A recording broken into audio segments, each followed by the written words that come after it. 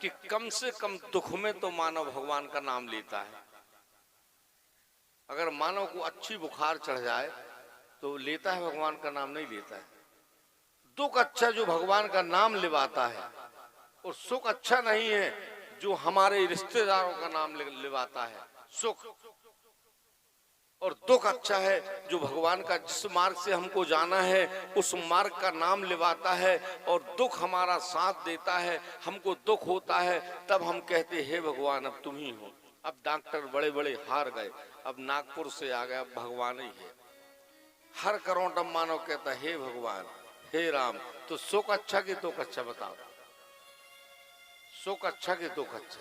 सुख में भगवान का नाम नहीं ले पाते हम, लेकिन दुख में भगवान का नाम लेते हैं। तो हमको तो दुख अच्छा है जो हमको रात दिन भगवान का नाम लेवा रहा है। हे प्रभु आराम लग जाए, हे भगवान अब तुम ही हो, हे नारायण बचा लो, हे नारायण रक्षा करो, हे नारायण। तो दुख अच्छा।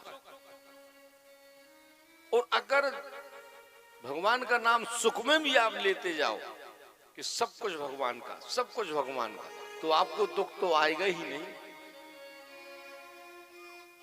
इसलिए भगवान श्रीमद् भागवत कहता है कि प्रत्येक जीवात्मा को अगर दुख में भगवान का नाम लेता है वैसा नाम सुख में भी लेता जाए तो उसका जीवन धन्य हो जाएगा। अगर मानव दुख में लेता है सुख में नहीं लेता है, इसलिए मानव धोखा खाता है। इसलिए हमको नाम हमेशा भगवान का स्मरण करना चाहिए। अगर भगवान का नाम हमेशा हम स्मरण करते रहेंगे तो हमारे सर्व मनोकामनाएं पूर्ण हो जाएंगे और हमको आनंद आनंद की प्राप्ति होगी। व्यास जी महाराज कहते हैं जैसे निर्धन को मिले हीरे मोती, जैसे अंधे को मिले नैन ज्योति। अगर किसी अंधा को एकदम से नेत्रों में रोशनी आ जाए उसका मन उज्जवल हो जाएगा, प्रकाशमय हो जाएगा। जैसे प्यासे को मिले ठंडा पानी, अगर कोई प्यासा है अगर उसको एक गिलास ठंडा पानी मिल जाएगा उसका जीवन धन्य हो जाएगा। जैसे प्यासे को मिले ठंडा पानी, जैसे रोगी को मिले जिंदगानी। अगर कोई रोगी का रोग दूर हो जाए उसको सारा जीवन धन्य मिल जाए, उसको जय जयकार मिल जाए। जैसे भूखे को मिले अन्नदानी, जैसे भटके को मिले कोई ज्ञानी। हम पथ भटक गए, हमारा मन जो तितर बितर हो गया है, हमारा मन चलेमान हो गया है, हमारा मन यहाँ वहाँ चल रहा है, भाग रहा है, हम भटक चुके हैं। जैसे भटके को मिले कोई ज्ञानी, जैसे नैया को मिलता किनारा, जैसे डूबते को मिलता सहारा। मेरे दुखों का सूर ढल गया। जब मानव का दुखों का सूर ढल जाता है उसी प्रकार मानव का जीवन धन्य हो जाता है। और जैसे चकोरी को चंदा मिल जाए तो चकोरी का भाग उदय हो जाएगा। जैसे मिल गया चकोरी को चंदा, जैसे मिल गया चकोरी को चंदा, जैसे भागीरथ को मिल गई है गंगा। मेरे दुखों का सूर ढल गया, मेरे दुखों का सूर ढल गया, मेरे भागों का भाग जग गया। जैसे दुखों का सूर ढल गया, मेरे भागों का भाग जग गया। जैसे भागीरथ को मिल गई है गंगा, जैसे भागीरथ को मिल गई है गंगा, जैसे कन्या को मिले मन का साथी, जैसे कन्या को मिले मन का साथी। हाँ जैसे दीपक को मिल जाए बाती, जैसे दीपक को मिल जाए बाती। हाँ जैसे मछली को मिले जल की धारा, जैसे मछली को मिले जल की धारा। हाँ जैसे सागर हुआ मीठा सारा, जैसे सागर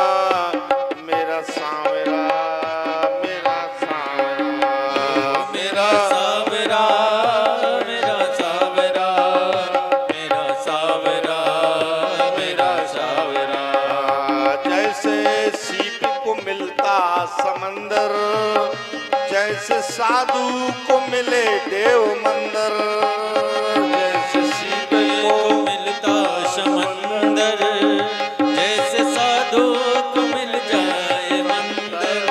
हाँ जैसे बांझ को मिले पुत्र प्यारा, जैसे अंधकार को मिलता सितारा, जैसे बांझे को मिले पुत्र प्यारा, जैसे अंधकार को मिलता सितारा।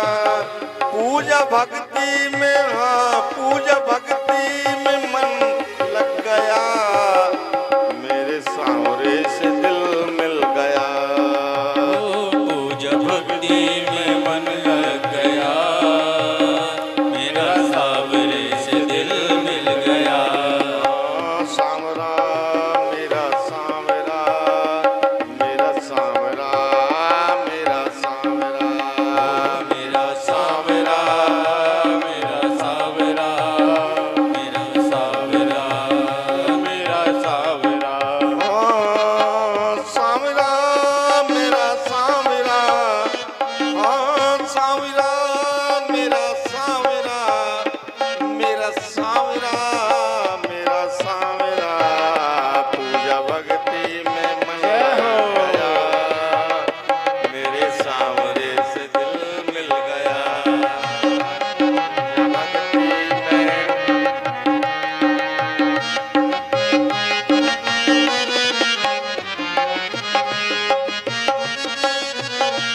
सभी लोग मीठी मीठी ताली सेवा करते हुए जय हो।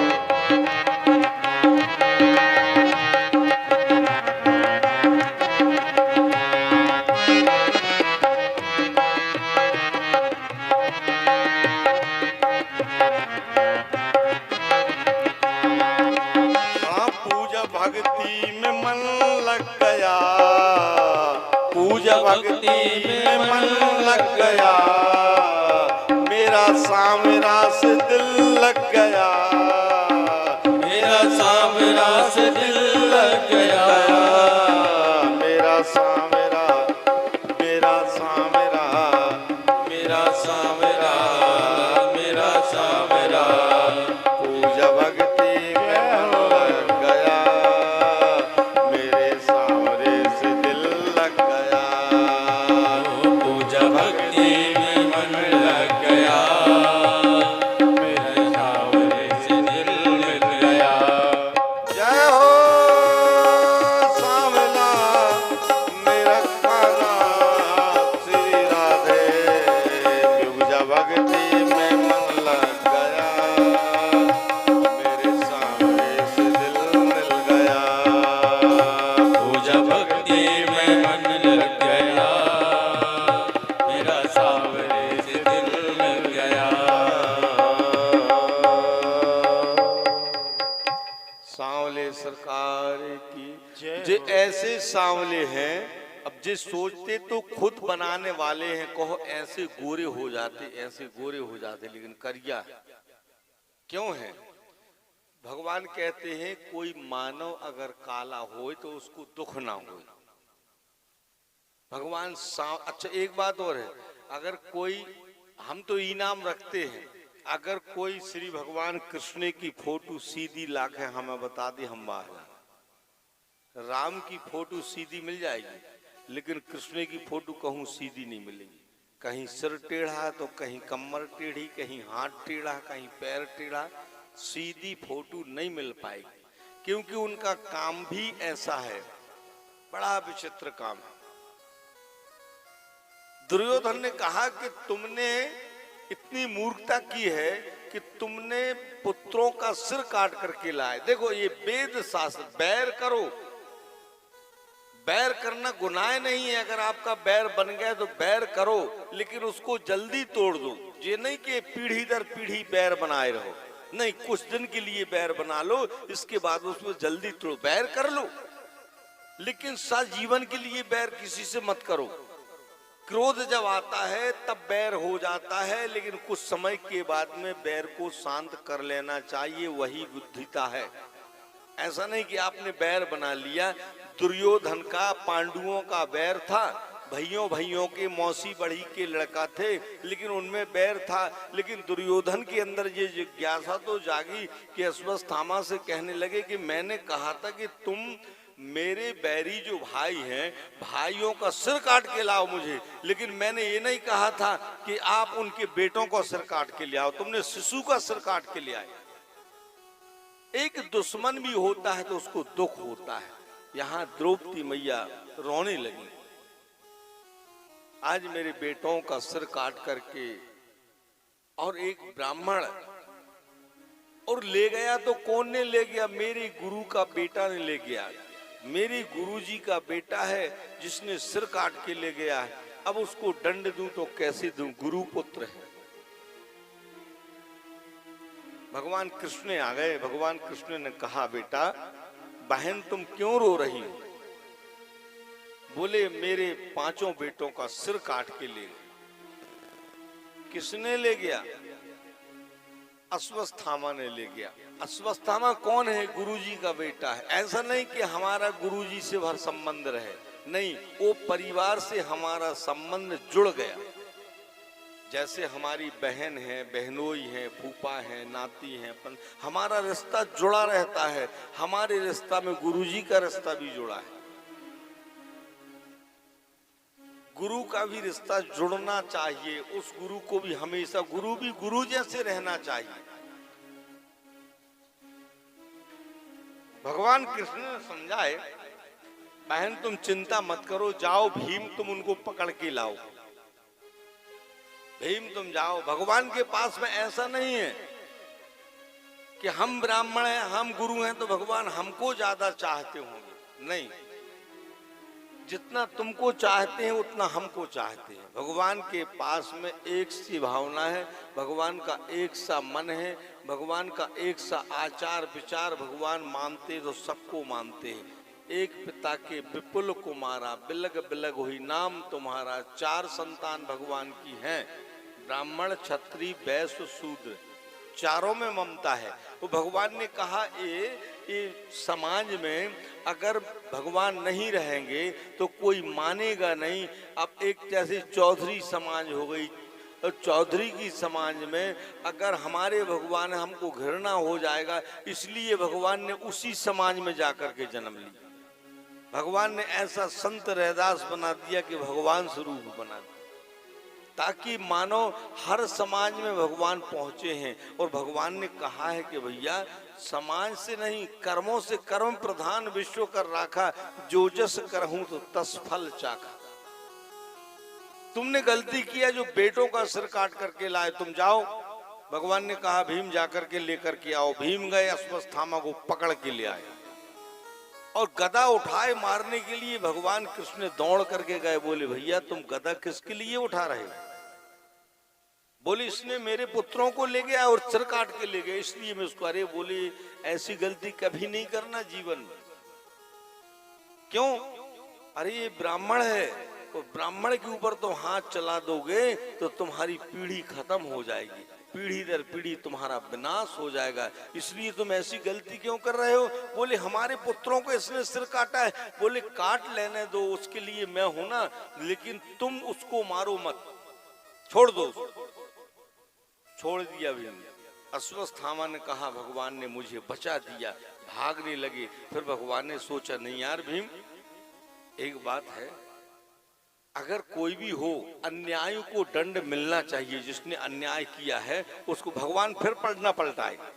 बोले भीम दंड तो मिलना चाहिए यार। अब वो ब्राह्मण है तो क्या हुआ, उसने अन्याय किया है, शिशुओं का सिर काट के, छोटे बच्चों का सिर काट के ले गया, तो इसलिए उसको दंड तो मिलना चाहिए। फिर पकड़ के लाओ। भीम ने फिर पकड़ के लाया।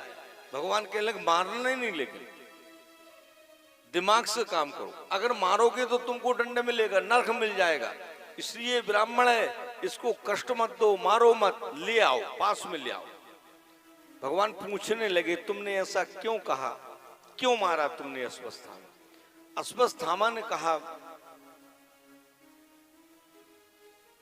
प्रभु मेरी गलती इसमें नहीं है, मुझे आदेश दिया। अरे तो आदेश दिया गया आपको, दुर्योधन ने कहा कि पांडवों को सिर काट के लाओ। अपने बच्चों को बोले मैंने रात्रि में देख नहीं पाया।